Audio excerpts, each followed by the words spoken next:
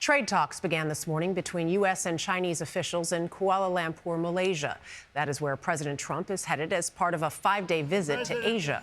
The highlight, planned talks with Chinese President Xi Jinping on Thursday with the goal of de-escalating the trade war with China. This comes as President Trump is ratcheting up economic pressure on a country much closer to home.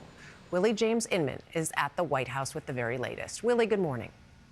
Dana, good morning to you. Trade talks are off, at least for now, with America's second largest trading partner, Canada, after the airing of a TV ad featuring President Ronald Reagan's voice, drawing doubt on the effectiveness of tariffs. America's jobs and growth are at stake.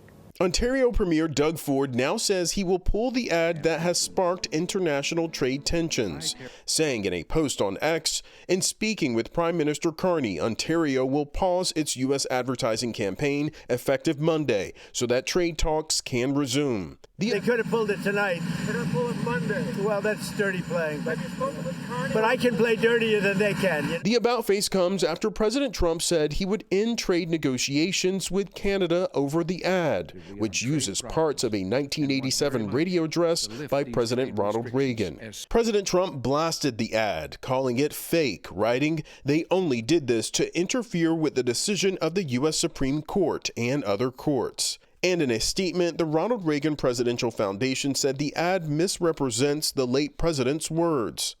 When someone says, let's impose tariffs on foreign imports, it looks like they're doing the patriotic thing by protecting American products and jobs. The TV spot will still air during this weekend's World Series games between the Toronto Blue Jays and LA Dodgers, potentially in front of millions of viewers. I think the frustration has built up over time. I've been involved in some of these negotiations, and the Canadians have been very difficult to negotiate with. The situation upending delicate trade talks between the U.S. and Canada. In August, the U.S. slapped a 35% tariff on some Canadian goods. A lot of progress has been made, and we stand ready to pick up on that progress and build on that progress when the Americans are ready to have those discussions. Meanwhile, a new government report says inflation rose to 3% in September, which was lower than expected. So we're highly confident that the next number will even be below this.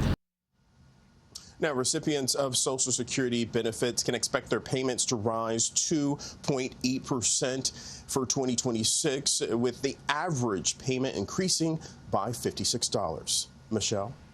All right. Willie James Inman, thank you.